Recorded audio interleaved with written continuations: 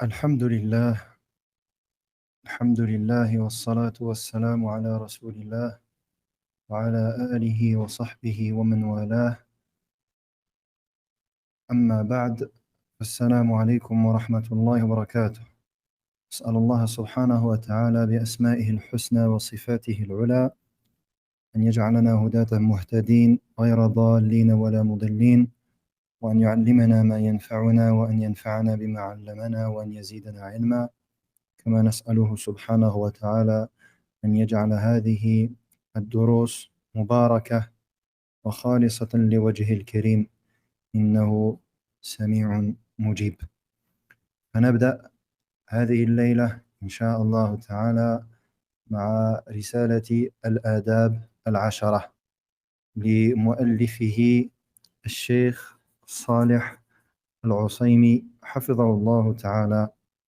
On commence Inch'Allah aujourd'hui la risala qui s'appelle Les 10 comportements de Cheikh Saleh Al-Usaymi, hafidhahullah ta'ala. Et le Cheikh, il a écrit donc cet épître, qui est un épître succinct et court, dans lequel il a répertorié 10 comportements qu'il a considérés comme étant des comportements qui sont majeurs et qui doivent être connus et appliqués par l'ensemble des musulmans. Et, alhamdulillah, cet épître-là, il est court et extrêmement bénéfique. Et, bifadlillah azza wa jal, c'est une risala que j'ai fait avec les frères de très nombreuses fois. Et, bifadlillah, c'est toujours un plaisir de le refaire. Et il y a beaucoup de bénéfices à tirer. Et ici, donc, ce sont des choses qui sont pour l'ensemble des musulmans, qui sont pour l'ensemble des musulmans, et qu'il incombe à tout le monde de mettre en pratique autant que peut se faire. Ce sont des choses qui sont simples, walillahi alhamd, mais qui nécessitent évidemment que la personne, elle s'y habitue et qu'elle fasse les efforts afin que cela soit mis en pratique et que la personne, elle, soit empreinte de ces comportements. Et j'ai décidé que j'ai choisi cela car, wallahi, comme vous le savez, le comportement, c'est quelque chose d'extrêmement important. Et c'est pour cela que, comme je l'ai cité dans le cours d'hier, le prophète sallallahu alayhi wa sallam nous dit Innama bu'ithu li utammima makarim al-akhlaq. Je n'ai été certes envoyé que pour parachever les bons comportements. Et Allah Jalla wa ala, il décrit le prophète sallallahu alayhi wa sallam en disant Wa innaka la'ala khuluqin azim. Tu es certes sur un comportement éminent. Et Allah subhanahu wa ta'ala nous dit au prophète sallallahu alayhi wa sallam وَلَوْ كُنْتَ فَضًّا غَلِيظَ الْقَلْبِ لَانفَضُّوا مِنْ حَوْلِكَ. Et si tu avais été dur, si tu avais eu le cœur dur, ils auraient fui de toi. Et donc c'est pour cela que le musulman, il a besoin du bon comportement. Et on voit que les ulama de tout temps et de toute époque, ils ont écrit à ce sujet. C'est pour cela que tu trouves que les livres de hadith, tels que Sahih al-Bukhari, Sahih Muslim, As-Sunan, Sunan Ibn Majah, Sunan Tirmidhi, etc. Tu trouves que dans ces kutub, il y a toujours un chapitre qui est dédié au bon comportement. Et c'est pour cela que tu trouves également que l'imam al-Bukhari, rahimahullah, il a écrit un livre à part, qui n'est pas de son Sahih, qui s'appelle Al-Adab al-Mufrad, donc qui est dédié au bon comportement, dans lequel il répertorie les ahadiths qui traitent du bon comportement en fonction des chapitres. Le bon comportement envers les parents, le bon comportement envers les voisins, etc., etc. Et de tout temps, donc les ulama, ils ont écrit à ce sujet. Pourquoi? Parce qu'ils ont étudié les hadiths du prophète sallallahu alayhi wa sallam et ils ont compris que le prophète alayhi salatu wa sallam a été envoyé avec le meilleur des comportements et que le musulman, il doit se réformer. Et comme on l'avait dit hier, la réforme du musulman, elle repose sur deux fondements, la réforme de la croyance et la réforme du comportement. Et wallahi, la réforme du comportement, c'est quelque chose qui n'est pas facile parce que l'âme, elle s'habitue à une certaine nature et elle s'habitue à certains caractères. Et Allah Jalla wa Ala nous crée avec des caractères différents. Certaines personnes sont de caractère, de nature nerveuse, d'autres plus calmes. Certains sont par nature doux, d'autres le sont moins, etc., etc. Et c'est pour cela que il faut travailler sur cela. Il faut réformer son comportement. Il faut travailler sur sa propre personne. Et ça, c'est le combat d'une vie. C'est le combat d'une vie et il incombe aux musulmans de se parer des meilleurs comportements. Et combien de pays musulmans, subhanallah, se sont convertis à l'islam, sont rentrés à l'islam par le bon comportement. Aujourd'hui, le pays musulman qui compte le plus de musulmans, c'est l'Indonésie.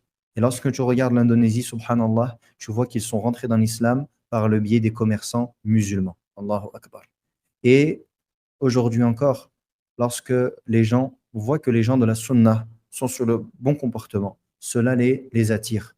Et cela leur donne envie de suivre cette sunna parce elle est mise en pratique. En revanche, si jamais les gens ils voient que les gens de la sunna ne sont pas souriants, que les gens de la sunna ne sont pas polis, qu'ils ne sont pas éduqués, qu'ils ont des comportements qui ne sont pas agréable, eh bien cela va faire fuir les gens de la sunna. Et ils vont dire, voilà la religion à laquelle ils appellent. Regardez-les, ils sont durs, ils sont comme ceci, ils sont comme cela. Et cela, c'est dû à quoi? C'est dû au mauvais comportement de certaines personnes. On va voir un frère avec la barbe avoir un mauvais comportement. On va dire, ah, c'est ça les barbus. Et on va voir une sœur avec le hijab, et elle va avoir un mauvais comportement. Et on va dire, ah, c'est ça les femmes qui portent le hijab. Et malheureusement, cela fait fuir et cela sont des choses également, au-delà de cela, ce sont des choses qui ne plaisent pas à Allah Jalla wa Ala. Car Allah Jalla wa Ala, il aime les bons comportements. Et c'est pour cela qu'il a envoyé ses messagers, alayhimus salam, avec les meilleurs des comportements, et à leur tête, le prophète Muhammad, sallallahu alayhi wa sallam. Et sans plus tarder, nous rentrons dans le sujet avec la traduction de cet épître qui se nomme Les 10 comportements. Et Inch'Allah ta'ala, on ne tardera pas trop aujourd'hui pour faciliter à ceux qui jeûnent. Et Inch'Allah ta'ala, ce livre, il sera fait en quelques assises, deux, trois, peut-être une de plus, mais voilà. Pourquoi? Parce que, alhamdoulilah, c'est assez simple et ce qui compte ici, c'est la mise en pratique. Il dit, rahimahullah, Bismillahirrahmanirrahim, sache qu'Allah me guide ainsi que toi vers les meilleurs comportements, que 10 comportements font partie des plus importants. Le premier, lorsque tu rencontres un musulman, alors adresse-lui le salam en disant Assalamu alaykum wa rahmatullahi wa barakatuh. Et s'il te l'adresse lui, alors dis Wa alaykum assalam wa rahmatullahi wa barakatuh. Donc ici, l'auteur, il commence hafidhahullah, en disant Bismillahirrahmanirrahim. Donc, il dit au nom d'Allah, Ar-Rahman, le tout miséricordieux, Ar-Rahim, celui qui fait miséricorde. Et il s'est contenté de cela et n'a pas rajouté plus dans son introduction. Et ici, en prenant exemple sur ce qui a été rapporté du prophète sallallahu alayhi wa sallam lorsqu'il envoyait des lettres au roi, etc. Et les ouvrages religieux, ils prennent le même jugement. Lorsque le prophète sallallahu alayhi wa sallam envoyait des lettres au roi, aux notables, etc., aux chefs de tribu, il commençait toujours par Bismillahirrahmanirrahim. Donc, pour suivre la sunna du prophète sallallahu alayhi wa sallam, l'auteur, il commence en disant Bismillahirrahmanirrahim. Puis il dit Sache qu'Allah me guide ainsi que toi vers les meilleurs comportements. Ici, on voit que l'auteur, il commence par un dua. Il dit qu'Allah me guide ainsi que toi vers les meilleurs comportements. Premièrement, ceci est une sunnah du prophète alayhi salatu wassalam, car il dit qu'Allah me guide ainsi que toi. Et ici, le prophète alayhi salatu wassalam, il est rapporté que lorsqu'il faisait un dua, il commençait par lui, puis il invoquait pour l'autre. Il disait donc qu'Allah me guide ainsi que toi, qu'Allah m'accorde ceci ainsi que toi. Et subhanallah, cette sunnah, et on voit ici l'importance de fréquenter les gens de science, cette sunnah, je, je l'ai prise, ou je l'ai apprise plutôt, par le cheikh Ali ibn Zayd al-Madkhali, hafidhahullah. Subhanallah, j'ai remarqué que à chaque fois qu'il faisait son cours, ou même qu'il parlait avec nous, il commençait toujours par faire un dua pour lui. Hadani Allah wa iyyakum. Euh, Barakallahu li wa lakum. Il commençait toujours par lui. Et je lui ai posé la question. Je lui ai dit, Cheikh, pourquoi est-ce que tu commences toujours par, te, par toi-même? Il dit, c'est ainsi que le prophète, alayhi salatu wassalam, il faisait. Et subhanallah, j'ai pris comme faïda que ceci est une sunnah. Et donc, lorsque la personne, elle fait dua, elle commence par elle-même et ensuite elle invoque pour l'autre personne. Ensuite, il dit donc, la deuxième chose que l'on tire de cette invocation, c'est que lorsque la personne, elle souhaite appeler les gens à Allah Jalla wa Ala, fait partie du bon comportement que de leur faire l'invocation. Et ça fait partie des bonnes choses. Lorsque tu fais da'wa à quelqu'un, fais-lui dua. Fais-lui dua. Lorsque tu essayes, par exemple, tu vois que peut-être ta mère, et ils sont encore plus en droit les parents de cela, peut-être que ta mère, ton père, tu lui fais une remarque. Et ça, c'est des choses qui arrivent souvent malheureusement lorsqu'on essaye de se mettre sur la droiture. On a des fois les parents qui s'opposent par ignorance, on a le bon soupçon d'eux. Fais-lui dua. Je dis, Ya ummi, hadanillahu iyaki. Ya ummi, qu'Allah me guide ainsi que toi. Écoute ce que je te dis, subhanallah. C'est la sunna du prophète, sallallahu alayhi wa sallam. Les enfants, dites à vos enfants, Ya waladi, dis à ton fils, à ta fille, Ya waladi, Ya binti, hadanillahu iyak. Qu'est-ce que tu fais? Arrête de faire ça. Et ça, c'est des choses qui font partie du bon comportement. Comme il dit Allah Jalla wa ala, le prophète, alayhi salatu wa sallam, Walau kunta faddan ghalidha al-qalbi lanfaddu min hawlik. Si tu avais été dur, au cœur dur, yani, ils se seraient enfuis. Ils auraient fui de toi. Naam. Ensuite, il dit Anna min a'zamil adabi ashara, que parmi les comportements, ou que 10 comportements font partie des plus importants. Les comportements sont nombreux et concernent euh, de très nombreux points différents. Yani les comportements, ils concernent plein de volets. Et ce qui est compté ici dans cette risala, c'est 10. Et le cheikh, il en a compté 10, dû à leur grande importance. Il dit, et il les a caractérisés, le cheikh, donc je vous donne l'explication du cheikh lui-même. Le cheikh, il a écrit le matn, c'est ce que vous avez en face de vous, que je vous affiche. Et comme je vous ai dit hier, la tariqa, c'est qu'on a un matn, on a un livre, on a un texte de base, on lit, là on est ici. Qu'Allah me guide ainsi que toi vers les meilleurs comportements, que 10 comportements font partie des plus importants. Donc ça, le cheikh, il l'explique dans un autre livre. Moi, je vous ai traduit ça, pour que vous puissiez suivre, et je vous explique. Inch'Allah ta'ala, en me basant, ce que je vous dis, c'est la traduction du sharh du cheikh lui-même. Parce que le cheikh, il a le matn, et il a son propre sharh. Et du coup, ce que je vous donne comme explication, c'est tiré de son propre sharh. Et je peux vous rajouter quelques petites fawaïd par-ci par-là, mais 90% de ce que je vous dis, c'est la traduction du sharh du cheikh. Il dit donc, il a ces comportements-là, ils ont été décrits comme importants pour 2 points. Le premier point,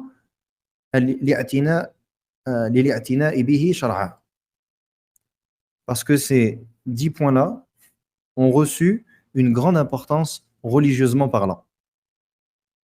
Donc, religieusement parlant, nous avons beaucoup de hadiths et de ayats qui concernent ces 10 points-là. Donc, religieusement, ils ont une importance. Et le deuxième point, il dit il dit, et le deuxième point, c'est que ce sont des comportements qui sont extrêmement utilisés entre les gens. C'est des choses qui sont du quotidien et qui se répètent quotidiennement. Et dont personne, à peu près, en tant que musulman, n'échappe.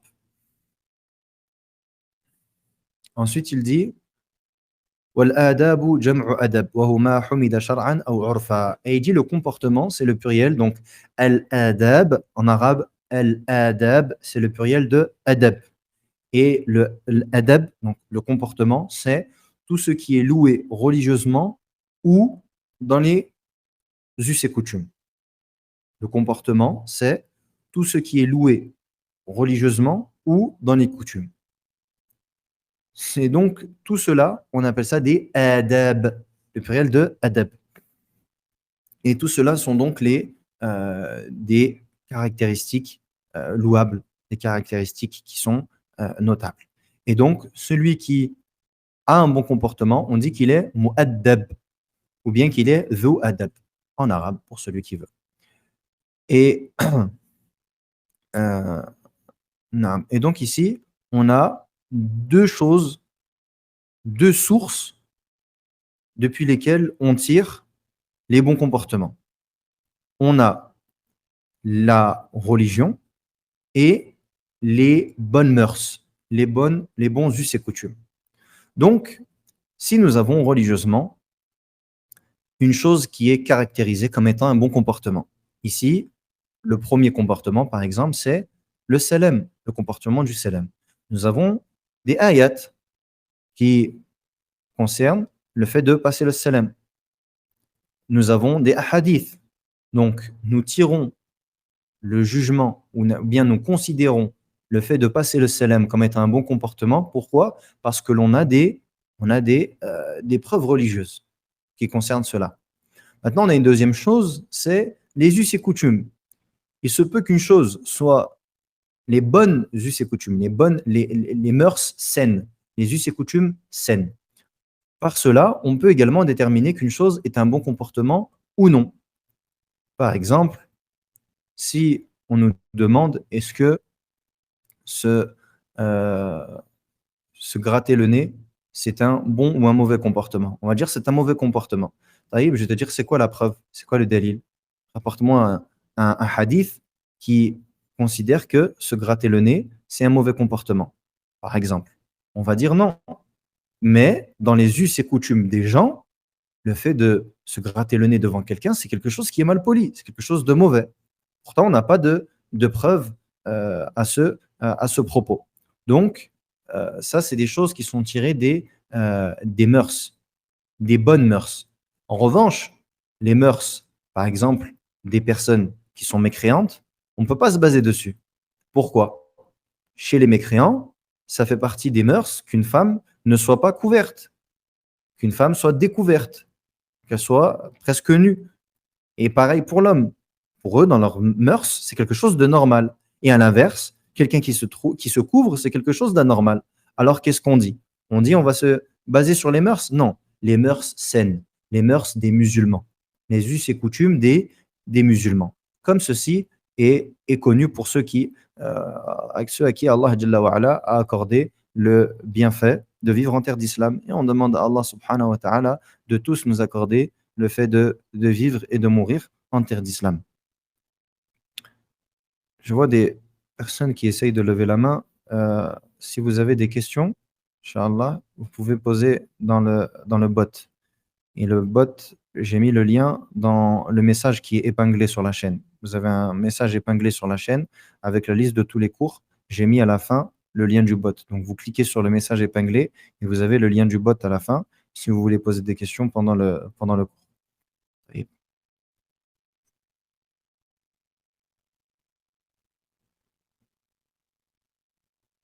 non. Ensuite, il dit, et le cheikh, il dit, et il incombe à toute personne qui se préoccupe de l'apprentissage de la science de concrétiser les bons comportements. Il dit, et car cela par deux choses. Le fait qu'il concrétise le bon comportement, c'est par deux choses. Premièrement, c'est l'apprentissage. Apprendre dans la religion quels sont les bons comportements. Et deuxièmement, il leur incombe de se parer du bon comportement parce que ils sont les plus à même d'avoir un bon comportement. Ceux qui apprennent la science sont les plus à même d'avoir un bon comportement. Pourquoi? Parce que ils apprennent la religion d'Allah. Et la religion d'Allah n'est autre que sa révélation. Et parce qu'ils ont pris le prophète Mohammed sallallahu alayhi wa sallam comme exemple. Ceux donc qui se lancent dans l'apprentissage ou dans la quête de son héritage, car la science est l'héritage des prophètes, eh bien, il lui incombe de se parer des meilleurs des comportements. Car si ceux qui apprennent la science ne se parent pas des meilleurs comportements, qui alors va se parer des meilleurs des comportements? Ensuite, il dit, le premier comportement, lorsque tu rencontres un musulman, alors adresse-lui le salam en disant Assalamu alaikum wa rahmatullahi wa barakatuh. Donc, le premier des comportements, c'est le comportement du salut. Assalam, le comportement de Assalam. Premièrement, lorsque tu rencontres un musulman,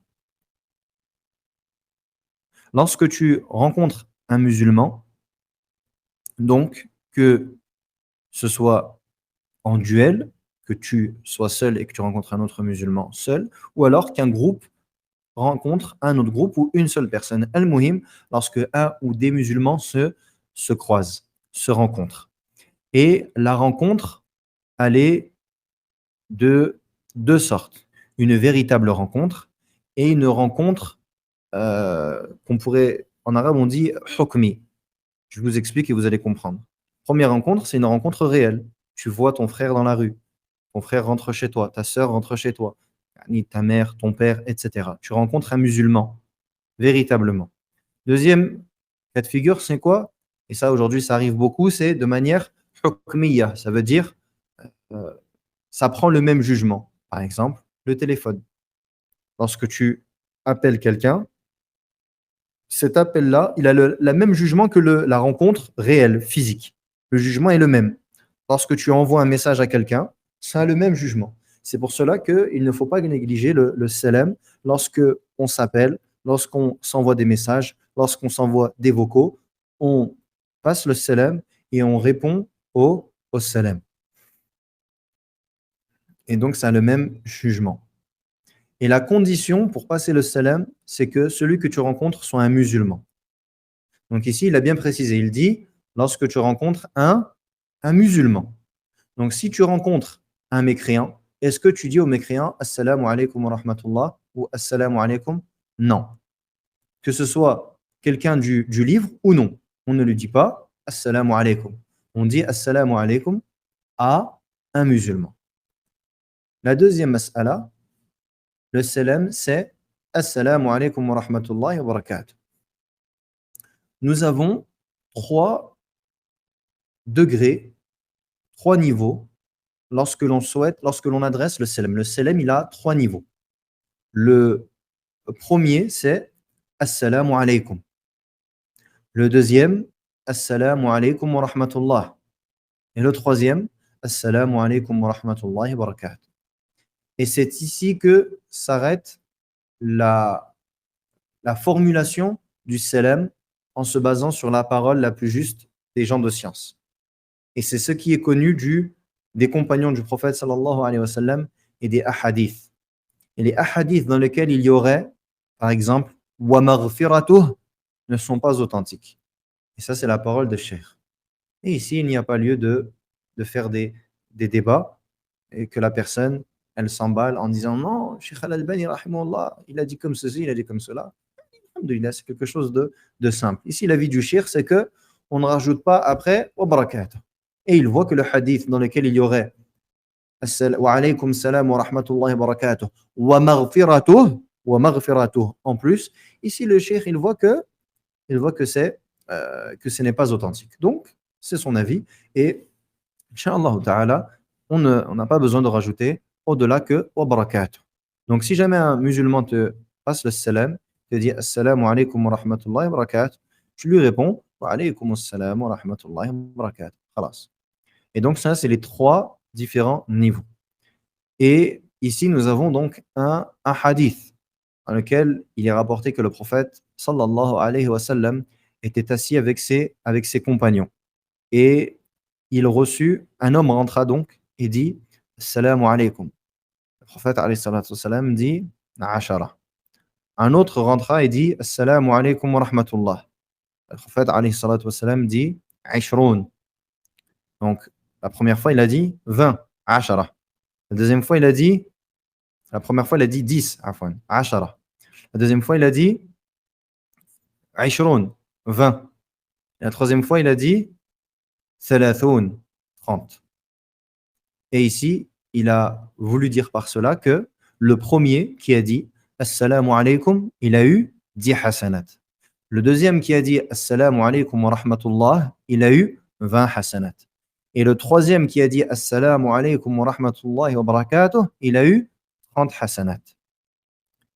Et le fait de passer le salam est une sunnah selon le consensus des savants, comme l'a rapporté Ibn Abd al-Barr, rahimahullah, et autres que lui.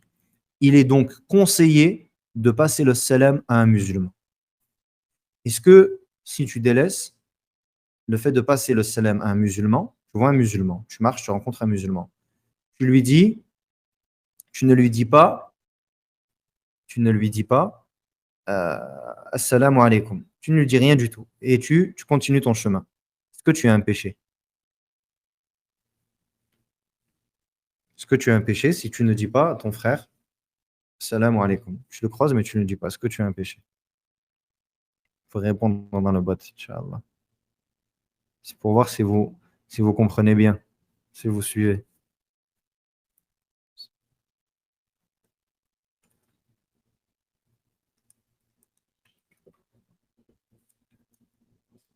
Si tu ne passes pas, tu n'adresses pas le salam aux musulmans, tu n'as pas de péché. Pourquoi? Parce que c'est une sunnah. On ne voit pas de bot. Le bot, je vous ai dit, il est dans le message. Allez, je vais l'envoyer dans la... Je vais le remettre. Il est dans le message qui est épinglé, mais allez, je vais le remettre. Ouais. Ah, le dernier message de la chaîne, c'est le lien du bot. Ensuite, donc, je disais que le cheikh, il dit que le fait de passer le salam, c'est une sunnah, selon le consensus des savants. C'est-à-dire qu'il n'y a pas de divergence. Et ce ijma', il est rapporté par Ibn Abd al-Barr al-Maliki, rahimahullah ta'ala, rahmatan wasi'a. Donc, il est conseillé. Donc, si une chose est conseillée, mustahabba, celui qui fait cette chose-là, qu'est-ce qu'il a? Il a une récompense. Et celui qui délaisse cette chose-là, il n'a pas de péché. Ça, c'est en ce qui concerne le fait d'adresser le salam. Et vous allez comprendre pourquoi je fais cette précision tout de suite. Le troisième point, il dit, et s'il te l'adresse lui, donc si ton frère t'adresse salam, alors dis, wa alaykum salam wa rahmatullahi wa barakatuh. Et ici, il dit, le cheikh, hafidhahullah, que ici, il a exposé la manière de rendre as-salam en disant wa alaykum salam wa rahmatullahi wa barakatuh. Et si jamais il se suffit de dire wa alaykum salam, s'il dit uniquement wa alaykum salam, ceci est permis. Mais ici, ce n'est pas le meilleur. Parce qu'Allah subhanahu wa ta'ala nous dit dans le Coran, lorsque vous êtes, dans la traduction, vous êtes salué, alors rendez le salut par l'équivalent ou meilleur. Mais si la personne, ça c'est préféré. Mais si elle ne rend uniquement le salam en disant wa alaykum salam, ceci est permis. Mais la sunna, c'est quoi? C'est de dire, ce qui est légiféré, al-mashru', c'est quoi? C'est de dire wa alaykum salam wa rahmatullahi wa barakatuh si la personne, elle te dit assalamu alaykum wa rahmatullah. Donc, au même titre que le fait de passer le salam, il y a 3 degrés, et bien rendre le salam, il y a également 3 degrés. Et donc, si la personne, elle te dit assalamu alaykum, le meilleur, wa alaykum salam wa rahmatullahi wa barakatuh. Ou wa alaykum salam, tu rends par le. Et donc, là, le meilleur, c'est de rendre l'équivalent ou mieux. Et si tu rends mieux, tu as fait le meilleur des meilleurs, incha'Allah ta'ala. Maintenant, quel est le jugement de rendre as-salam? On a dit adresser as-salam, c'est une sunnah. Quel est le jugement, en revanche, de rendre le salam? Est-ce que rendre as-salam, c'est une obligation ou bien c'est une sunnah? C'est conseillé. Est-ce que c'est mustahab, c'est conseillé, ou bien c'est wajib, obligatoire? Qu'est-ce que vous me dites?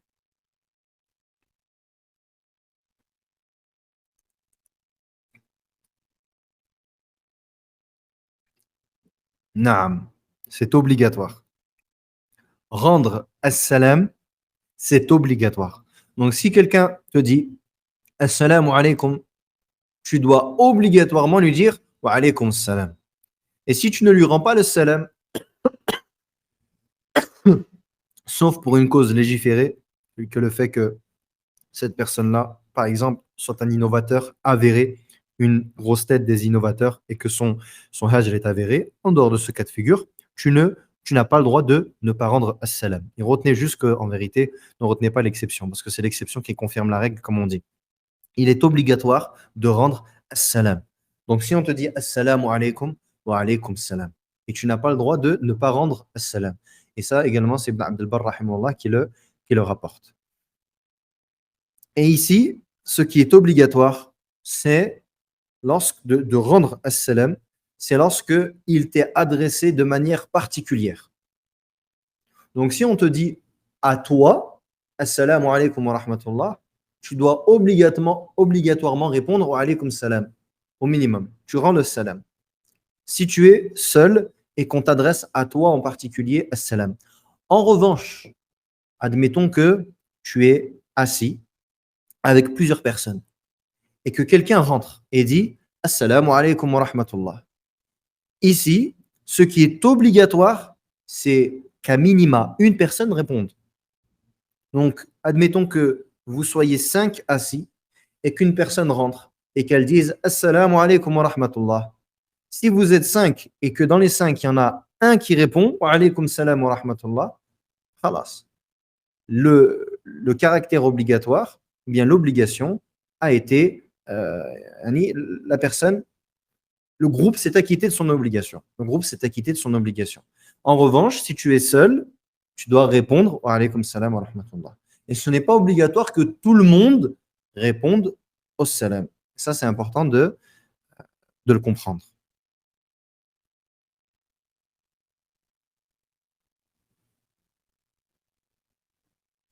Et si jamais quelqu'un, tu es dans par exemple, c'est quelque chose qui arrive souvent, tu es dans un magasin et que tu as un musulman à côté de toi qui est au téléphone et qui dit assalamu alaykum. Et il parle au téléphone. Toi, tu l'entends, il est juste à côté de toi. Il a dit assalamu alaykum. Il est juste à côté de toi. Et toi, tu es seul. Et on a dit rendre le salam, c'est obligatoire. Donc ici, est-ce que je dois lui rendre assalam ou pas? Est-ce que je dois lui rendre assalam ou pas? Puisqu'il est à côté de moi et que j'ai entendu assalamu alaykum. Est-ce que je dois lui rendre assalam ou pas? On me dit oui, on me dit non.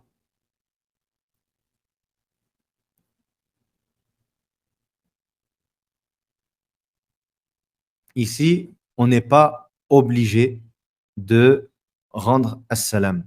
Pourquoi? Parce que assalam ici ne nous est pas adressé. Assalam, il est adressé à la personne au téléphone.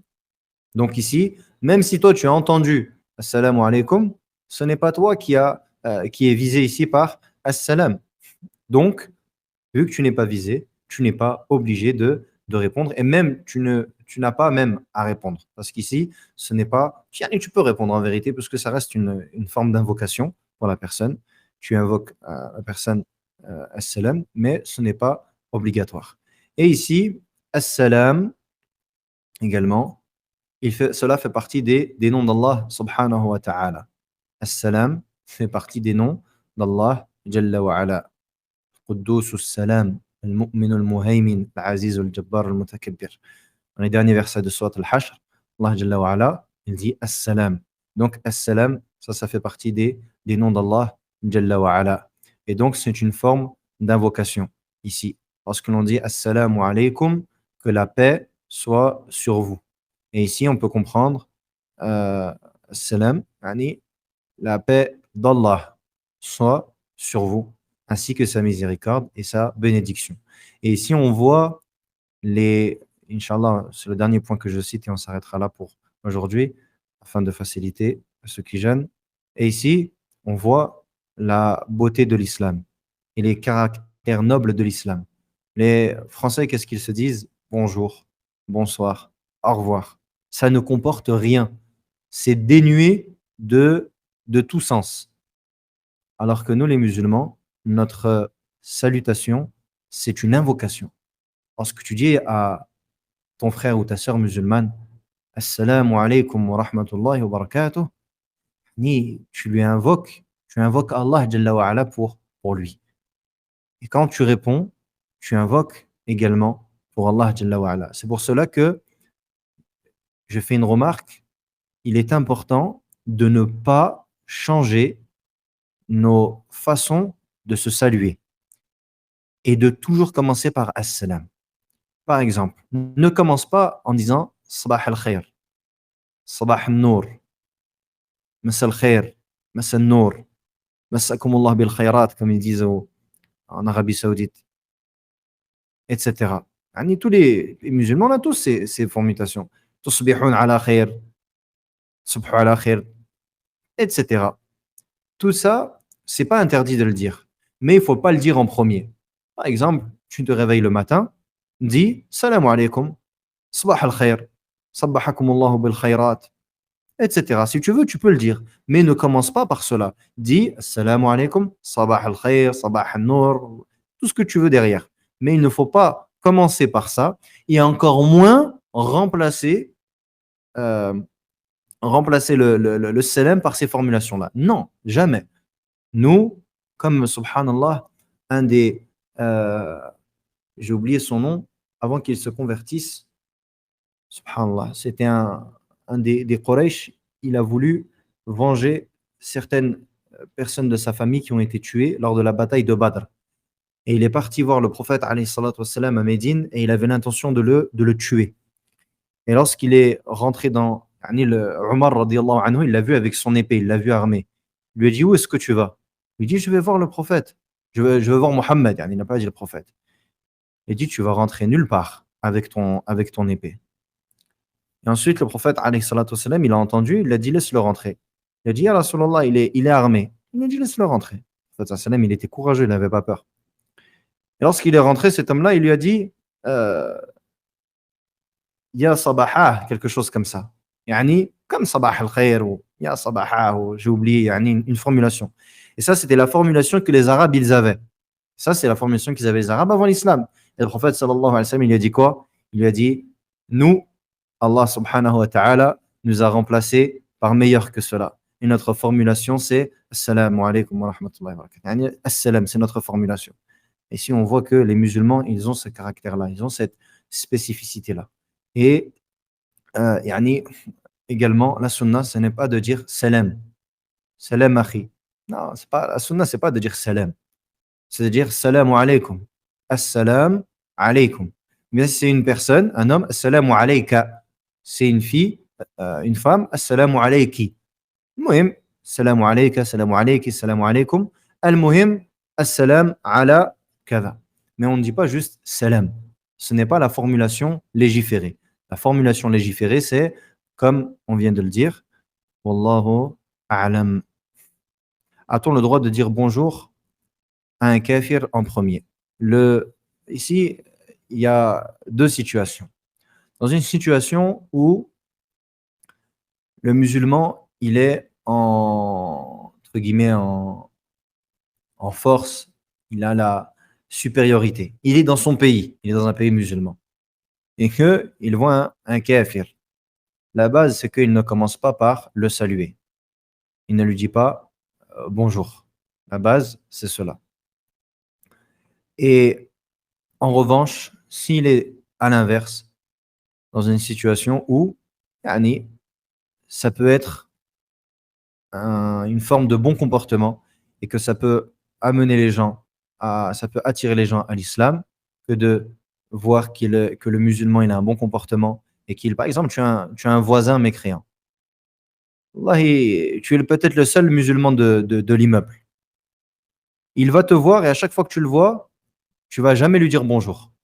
Wallahi, ça ne donne pas une bonne image. En revanche, si tu lui dis bonjour, il va dire ce musulman, il est éduqué et ça peut l'attirer à l'islam. Certains ulama ont fait cette distinction. Certains ulama ont fait cette distinction et d'autres ont dit non. Dans toutes les situations, le musulman, il ne commence pas par saluer le mécréant, mais c'est plutôt l'inverse. Est-ce qu'il est obligatoire pour une femme de répondre au salam d'un homme non mahram? C'est pas obligatoire. Certains savants voient que la femme, elle n'a pas à répondre à un homme qui n'est pas son mahram pour le salam. Et Al-Bukhari, rahimahullah, il a un chapitre dans lequel il a bawwab en disant le caractère légiféré d'adresser le salam à une femme et vice-versa. Et ici, Inch'Allah, une parole qui assemble entre les deux, c'est de dire si la femme, elle reçoit le salam d'une personne dont elle ne craint pas la tentation et vice-versa, yani, Inch'Allah, elle peut lui répondre au salam. En revanche, par exemple, deux jeunes, un homme jeune et une femme jeune qui se croisent, on ne s'adresse pas le salam, ni pour éviter la tentation. S'il n'y a pas de besoin, maintenant, si la personne elle a un besoin, et le frère il vend quelque chose, c'est un vendeur, et la sœur elle a besoin d'acheter quelque chose. Elle dit salam alaikum, elle va commencer par un salam, dit Inch'Allah, sans que cela ne soit avec une parole, yani avec des mots ou une voix qui comporte une tentation. Et Inch'Allah ta'ala, euh, il en est ainsi. Et on s'arrête là, Inch'Allah ta'ala.